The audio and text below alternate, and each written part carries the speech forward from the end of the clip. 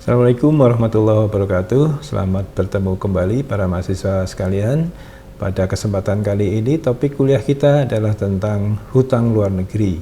Satu topik yang kadang-kadang menjadi persoalan dilematis bagi negara, hampir semua negara, terutama adalah negara-negara berkembang, tentang bagaimana memperlakukan hutang luar negeri ini secara baik dan beneficial bagi kepentingan negara tersebut.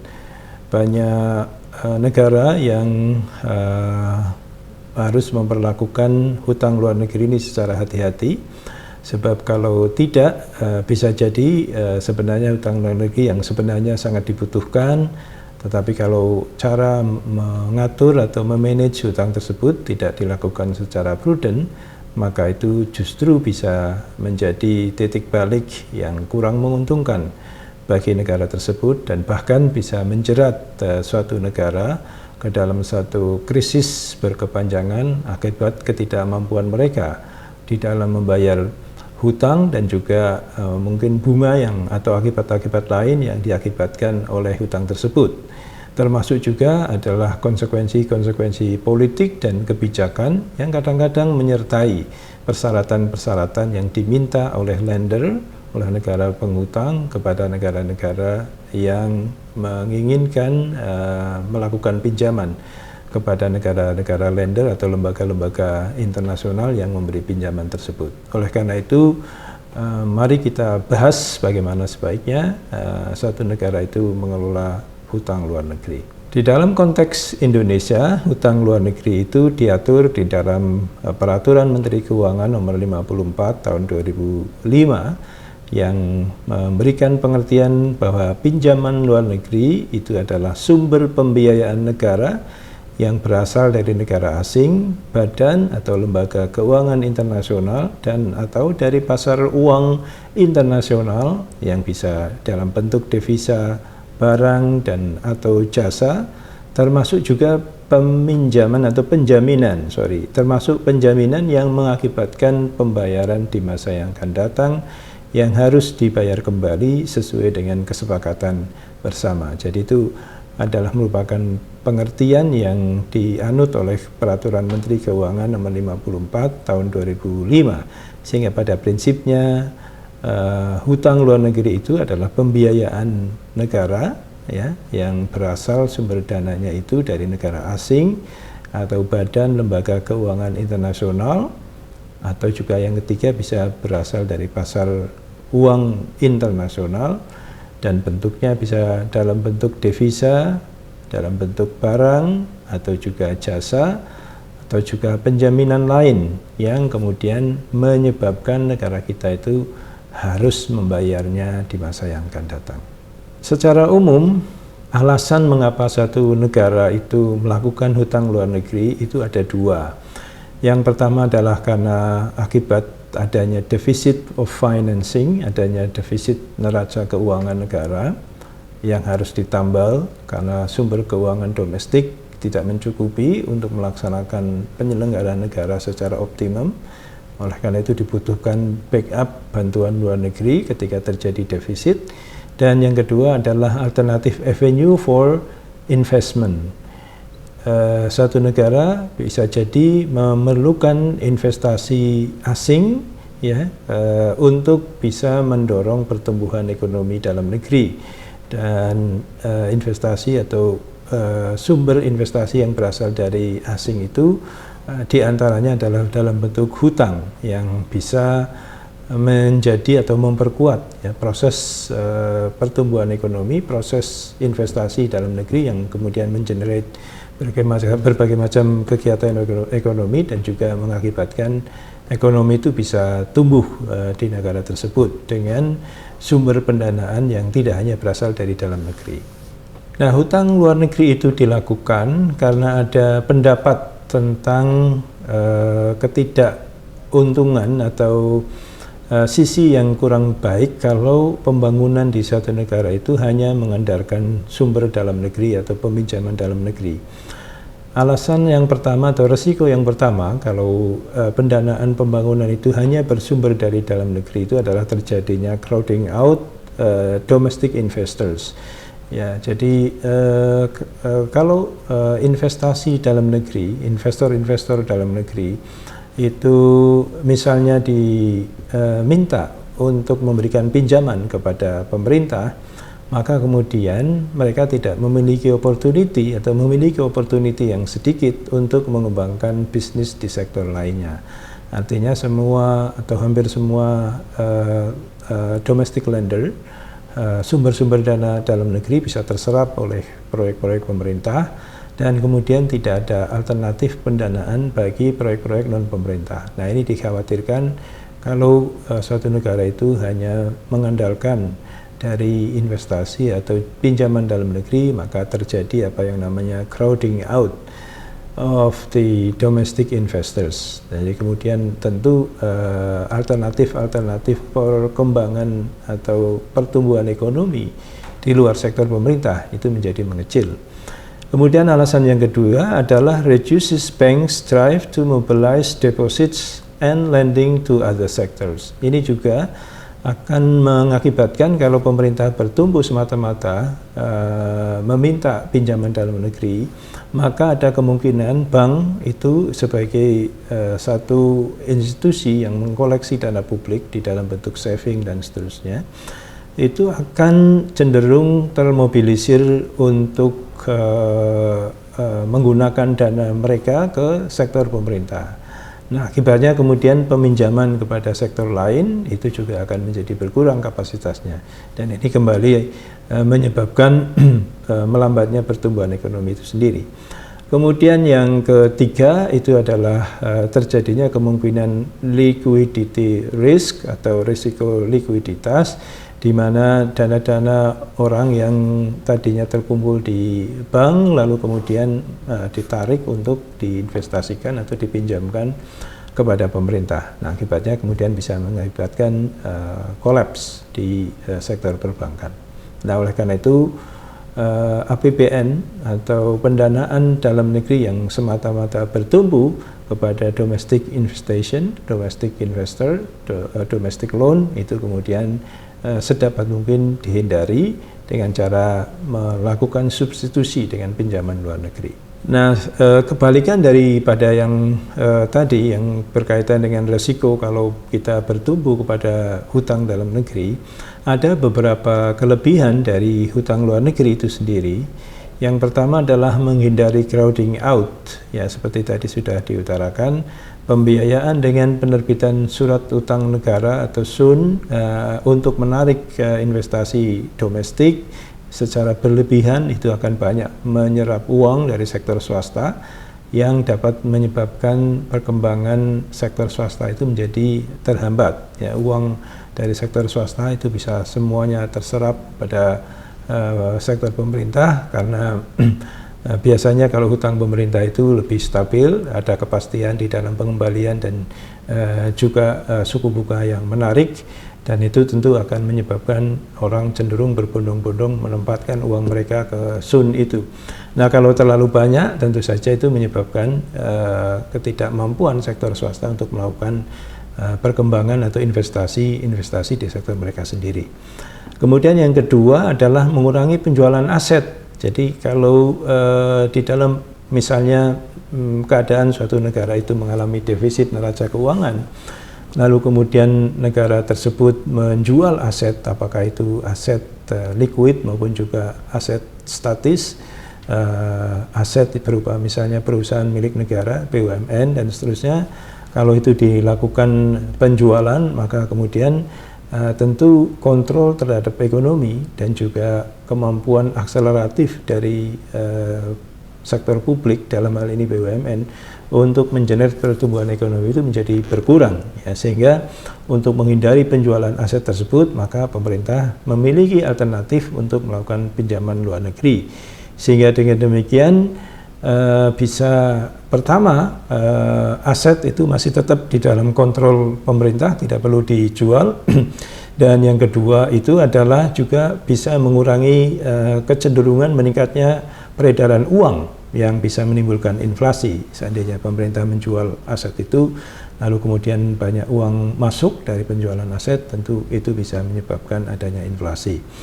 Dan kemudian yang ketiga alasannya adalah pinjaman luar negeri itu biasanya juga memungkinkan terjadinya transfer teknologi maju atau tenaga ahli, dan tentu saja ini perlu untuk dilakukan terlebih dahulu kesepakatan dengan lender, dengan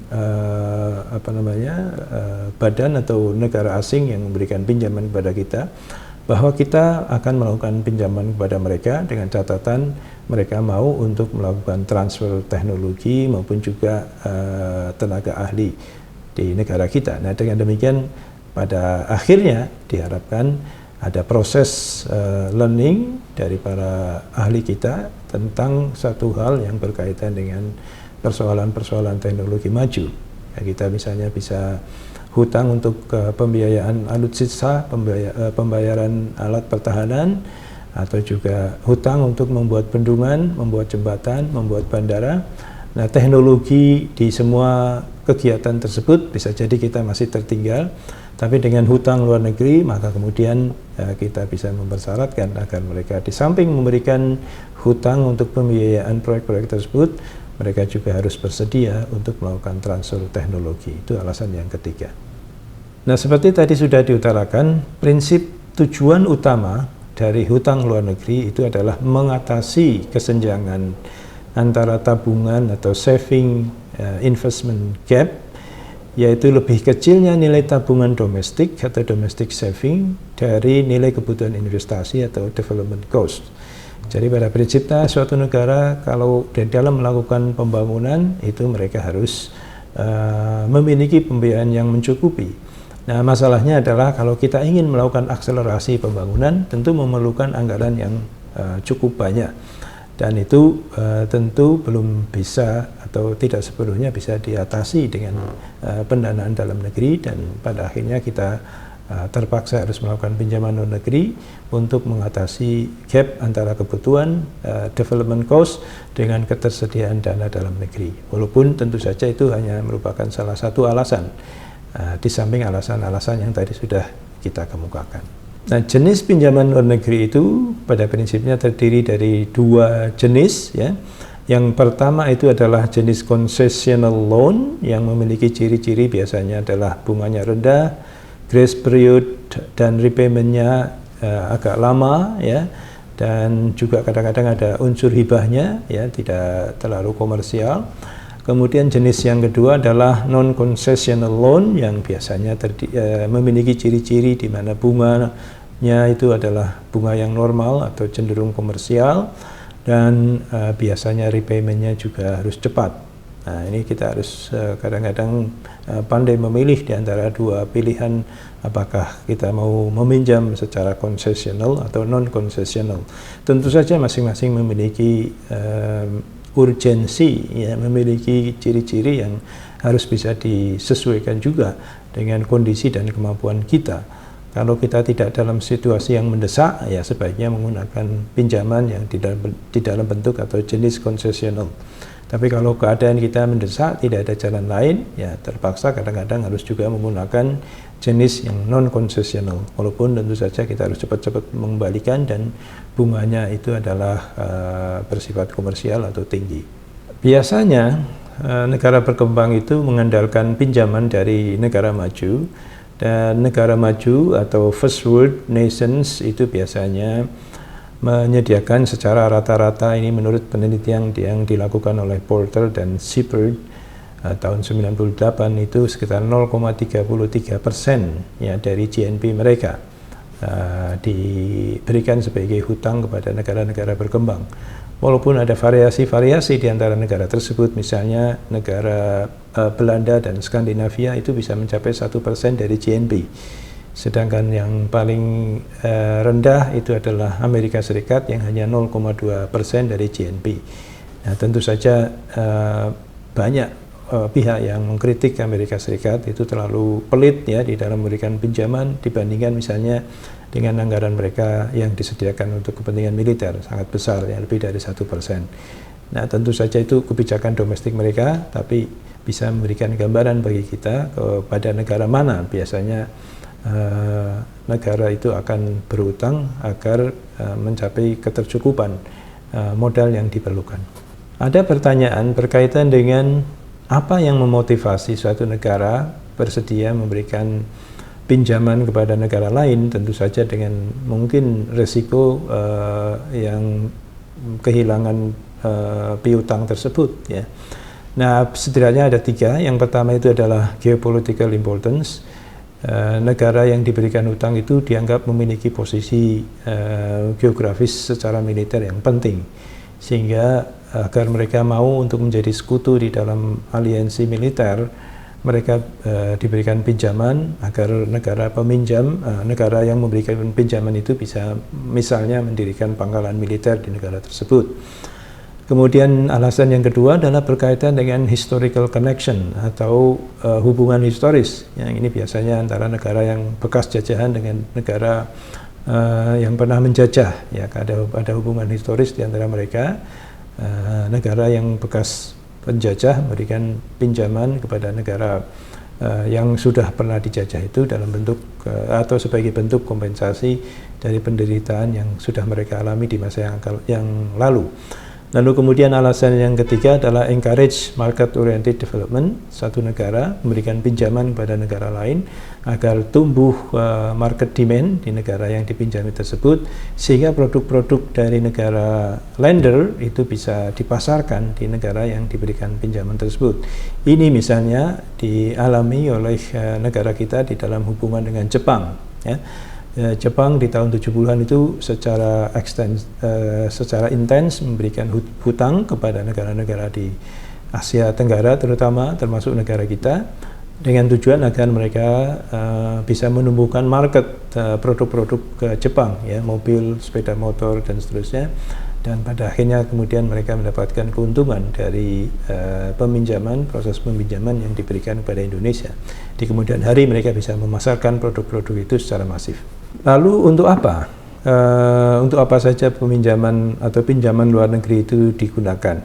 Ada beberapa pemanfaatan atau skema penggunaan hutang luar negeri itu.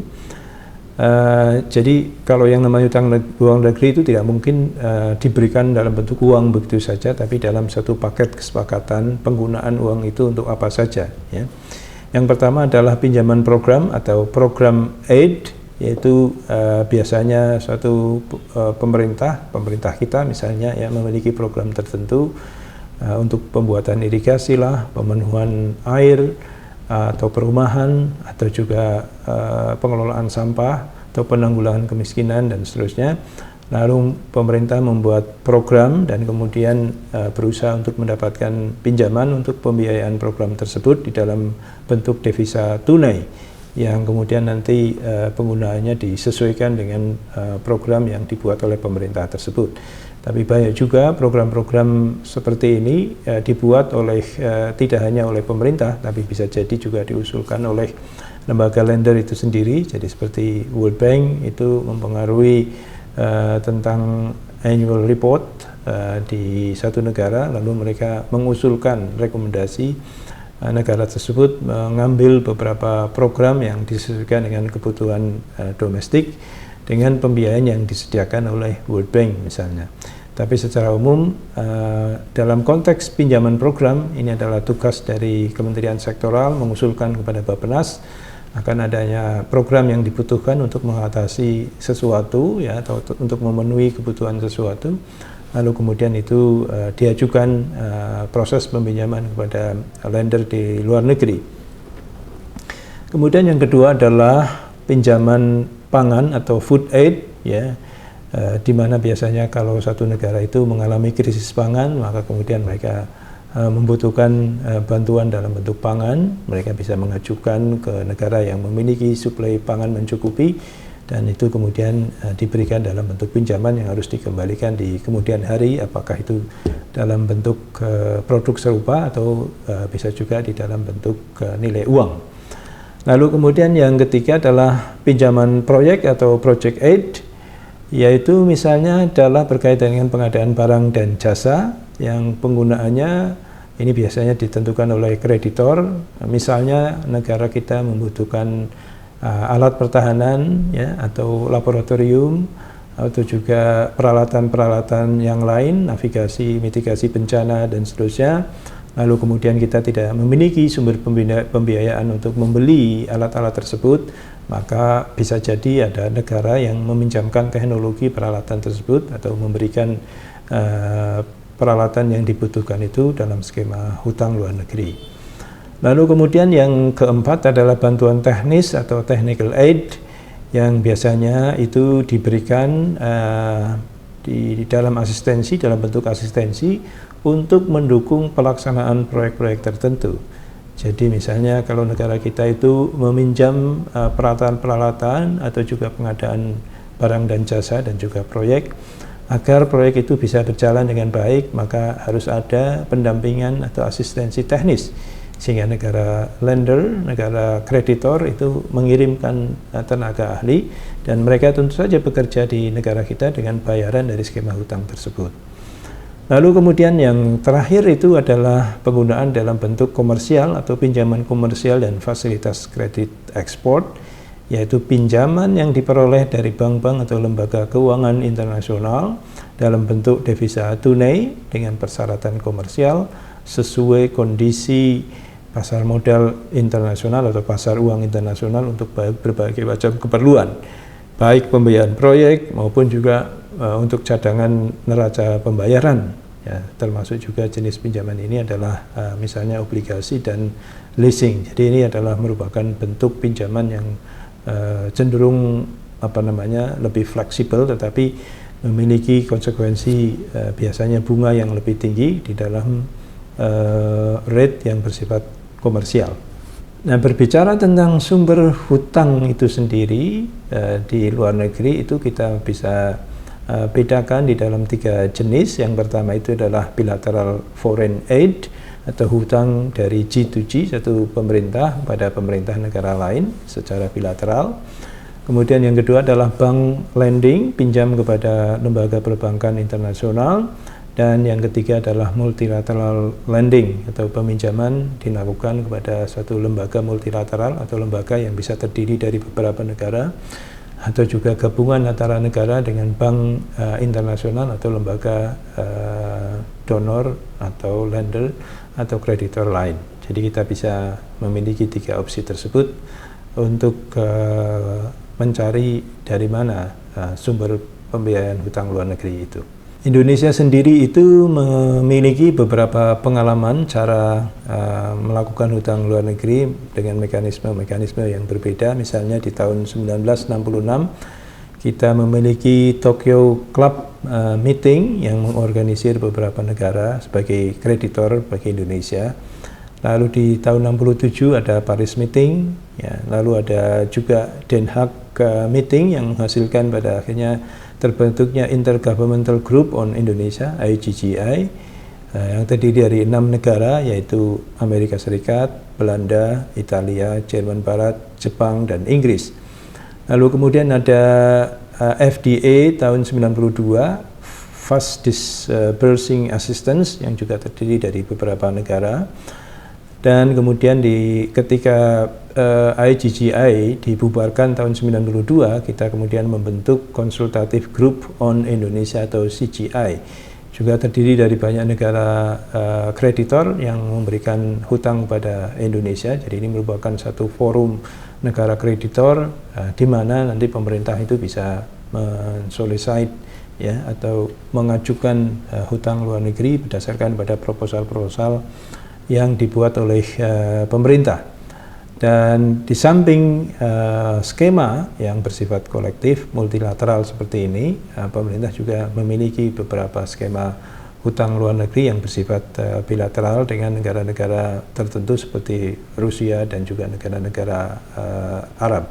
Nah, sehingga pada prinsipnya sumber pinjaman hutang luar negeri Indonesia itu yang pertama adalah CGI, dan yang kedua adalah non-CGI. CGI itu negara-negara yang tadi bergabung dalam satu konsorsium, mulai dari Amerika Serikat, Australia, Belgia, Denmark, Finlandia, Inggris, Italia, Jepang, Jerman, Kanada, dan seterusnya, dan juga lembaga-lembaga internasional seperti ADB, IBRD, IMF, UNDP, dan seterusnya, Sedangkan yang kedua adalah non-CGI seperti kredit ekspor yang biasa dilakukan dengan negara seperti Rusia. Pembiayaan yang digunakan dari hutang luar negeri bersumber pada CGI pada intinya dibagi dalam dua penggunaan. Yang pertama adalah untuk pengembangan SDM meliputi sektor pendidikan, kependudukan, kesehatan, ilmu pengetahuan dan teknologi. Dan yang kedua adalah untuk pengadaan dan pembangunan prasarana yang meliputi sektor pertambangan, energi, perairan, ya, irigasi, perhubungan, telekomunikasi, pembangunan perkotaan, air minum dan seterusnya. Jadi ini beberapa klaster yang atau secara umum dua klaster yang biasa dipakai di dalam peruntukan pembiayaan atau hutang luar negeri bersumber dari CGI. Selain itu, pembiayaan hutang luar negeri bersumber CGI juga digunakan di sektor pertanian untuk pembangunan daerah, termasuk pengembangan pertanian peternakan, pelabuhan perikanan, atau juga produktivitas pendapatan petani, pupuk, dan seterusnya. Lalu dipakai juga untuk pengembangan kualitas lingkungan hidup seperti pengembangan dan konservasi taman nasional, rehabilitasi dan pengelolaan terumbu karang, pengembangan kantor-kantor Bapedal, sekarang BLH, Badan Lingkungan Hidup, ya, dan juga untuk penyelamatan sungai maupun juga laut dan seterusnya. Lalu juga dipakai di dalam program pengentasan kemiskinan yang meliputi pengembangan pertanian terpadu, pengembangan pertanian lahan kering terpadu, atau juga pengelolaan air pedesaan atau sarana infrastruktur di pedesaan sedemikian rupa sehingga kemudian diharapkan kemiskinan itu bisa dientaskan. Jumlah hutang luar negeri Indonesia dari tahun ke tahun memiliki tren kecenderungan yang terus meningkat, dan di tahun 2021 ini sudah melebihi angka 6.000 triliun, ya. Suatu angka yang tentu saja cukup tinggi bagi sebagian kalangan.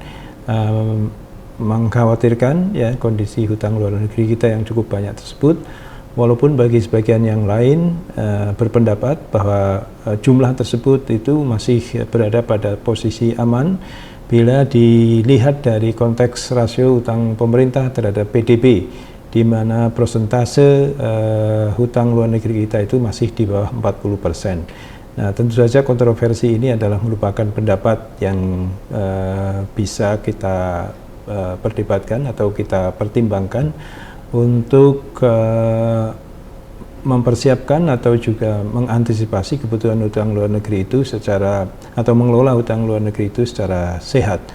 Tetapi tentu saja bagaimanapun kalau sumber pembiayaan pemerintah itu terlalu mengutamakan atau memiliki ketergantungan dengan pembiayaan dari hutang luar negeri adalah juga merupakan hal yang memiliki resiko-resiko tertentu. Nah, sehingga harus betul-betul ada kebijakan-kebijakan yang secara ketat memastikan hutang luar negeri itu pertama memiliki optimalisasi daya guna yang tinggi terhadap kebutuhan-kebutuhan negara kita. Kemudian yang kedua, hutang luar negeri juga harus dibebaskan dari kepentingan-kepentingan intervensi politik yang terlalu membebani bagi pemerintah. Dan yang ketiga, tentu saja harus dipertimbangkan akan kemampuan kita melakukan repayment atau pembayaran terhadap hutang dan bunganya tersebut. Jangan sampai APBN kita terlalu tergerogoti untuk pembayaran hutang luar negeri di kemudian hari. Nah, ini adalah mekanisme pencairan pinjaman luar negeri dengan skema CGI, di mana inisiatif dari usulan pembiayaan itu bisa berasal dari Departemen Teknis yang kemudian mengusulkan kepada Bappenas. Bappenas melakukan konsolidasi dengan Kementerian Keuangan, Bank Indonesia, dan seterusnya. Lalu diajukan di dalam sidang CGI. CGI melakukan koordinasi dengan negara-negara atau lembaga lender atau kreditor, dan kemudian apabila disepakati maka mereka melakukan pencairan kepada Kementerian Keuangan, dan kemudian Kementerian Keuangan berkoordinasi kepada Bappenas untuk melakukan pencairan kepada lembaga-lembaga teknis, dan kemudian lembaga teknis mengeksekusi pelaksanaan skema pinjaman luar negeri tersebut bersama dengan penyedia jasa atau kontraktor. Nah, di dalam proses pelaksanaan hutang luar negeri itu diawali dengan adanya penganggaran pinjaman luar negeri di dalam DIPA, dan kemudian dana yang tertuang di dalam DIPA itu dijelaskan komposisinya, yang berasal dari hutang luar negeri berapa dan pos rupiah murni atau pendamping itu berapa, dan kemudian dana untuk PPN porsi rupiah murni atau pendamping yang dipungut. Lalu kemudian diadakan pelelangan sesuai dengan ketentuan yang ada di dalam loan agreement, dalam persetujuan hutang. Pelelangan umum internasional itu bisa pesertanya itu dari negara asing, international competitive bidding, bisa juga dalam bentuk pelelangan terbatas internasional, hanya perusahaan-perusahaan tertentu yang di-solicit untuk mengikuti bidding, atau juga dalam bentuk pemilihan langsung internasional, international shopping, pengadaan langsung internasional atau direct purchase, direct appointment, pengadaan umum nasional, national local competitive bidding yang pesertanya adalah kontraktor-kontraktor dalam negeri, maupun juga pengadaan di luar negeri atau foreign competitive bidding yang pelaksananya di luar negeri. Kemudian yang ketiga adalah penaringan pinjaman setelah dipenuhi berbagai kondisi yang tersebut di dalam naskah perjanjian atau pinjaman hibah luar negeri tersebut yang sudah ditandatangani oleh kedua belah pihak dan dinyatakan efektif, maka legal opinion juga sudah dibuat dan dikirim kepada lender, pejabat yang akan menandatangani LA beserta spesimen tanda tangannya sudah dikirim kepada lender, dan LA tersebut sudah diregistrasi di Kementerian Keuangan, maka bisa dilakukan penarikan pinjaman untuk pembiayaan proyek. Dan kemudian ada tata cara penarikan yang harus dilalui, baik itu pembayaran langsung, pembiayaan pendahuluan, pembukaan LC, dan juga adanya pembuatan rekening khusus untuk mengelola dana hutang tersebut. Nah, di dalam konteks pembayaran hutang, pembayaran itu meliputi 3 hal biasanya. Yang pertama adalah pokok pinjaman itu sendiri, yang kedua adalah bunga dari hutang tersebut, dan yang ketiga adalah biaya lain seperti biaya komitmen atau commitment fee, biaya manajemen fee, agent fee, annual fee, out of pocket expenses, termasuk juga overhead di dalam pengelolaan proyek, pendampingan, asistensi, pengawasan dari kreditor, maupun juga asuransi dan seterusnya yang diperlukan di dalam proses-proses pelaksanaan proyek yang berkaitan dengan hutang luar negeri tersebut. Untuk memastikan bahwa pelaksanaan hutang luar negeri itu memberikan manfaat atau benefit yang optimal bagi negara kita, maka diperlukan beberapa langkah. Yang pertama adalah perbaikan perencanaan penyerapan pinjaman dan hibah luar negeri di dalam APBN. Ya, harus ada satu mekanisme perencanaan dan pengendalian hutang itu secara lebih baik. Penguatan kelembagaan di dalam manajemen hutang itu sendiri, jangan sampai ada centang perenang atau role player yang tidak jelas di antara stakeholders yang ada di dalam pengelolaan hutang tersebut.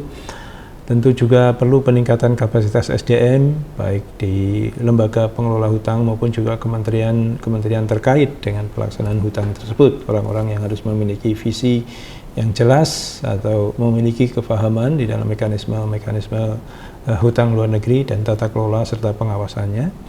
Perlu penguatan monitoring dan evaluasi pinjaman dan hibah luar negeri agar betul-betul setiap rupiah, setiap dolar dari hutang tersebut termanfaatkan secara optimum, tidak ada penggunaan yang tidak tepat atau penghambur-hamburan dari hutang yang kita lakukan.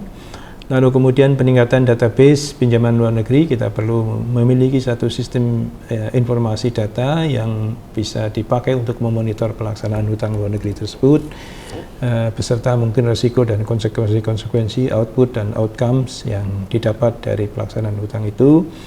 Lalu juga perlu peningkatan transparansi dalam pengusulan dan pelaksanaan proyek-proyek yang dibiayai melalui pinjaman luar negeri. Harus ada keikutsertaan lembaga-lembaga masyarakat perguruan tinggi di dalam mengawasi ya pelaksanaan proyek hutang luar negeri. Dan juga tentu saja perlu peningkatan koordinasi antara lembaga pengelola hutang dengan donor, dan juga koordinasi antar donor sendiri sedemikian rupa sehingga tidak ada sisi pembangunan atau kebutuhan yang menjadi gap tidak tertangani, atau adanya redundancy di dalam satu sektor tertentu. Nah, ini semua harus dikelola di dalam tata kelola yang terkoordinir dengan baik. Nah, apakah kita selamanya akan harus berhutang? Saya kira tidak. Kita harus memiliki periode-periode, target periode tertentu di mana kita harus bisa berdiri sendiri secara finansial tanpa menggantungkan kepada hutang atau bantuan luar negeri untuk melakukan proses penyelenggaraan negara dan pembangunan di negara kita. Oleh karena itu, ada beberapa hal yang harus kita lakukan. Yang pertama, kita bisa memiliki alternatif untuk melakukan restrukturisasi utang kepada kreditor, mengajukan proposal kepada kreditor misalnya dengan skema debt swap ya, di mana sebagian utang luar negeri tersebut itu bisa dikonversi dalam program yang berkaitan dengan pemberdayaan masyarakat, pemeliharaan lingkungan, dan seterusnya. Dan ini saya kira banyak dilakukan oleh banyak negara berkembang ketika mereka sudah terlalu lama dibebani oleh pembayaran utang luar negeri. Mereka melakukan skema debt swap, tentu saja dengan imbal balik yang bisa menguntungkan bagi lembaga atau negara kreditor ya. Kemudian yang kedua, ini bersifat direct, meminta pemotongan hutang atau bahkan pembebasan hutang dengan tentu saja memberikan alasan yang logis disertai dengan fakta-faktanya, misalnya keterkaitan dengan beban yang terlalu berat di dalam pembayaran hutang luar negeri tersebut, atau juga kemanfaatan dari proyek hutang luar negeri yang mungkin tidak optimal.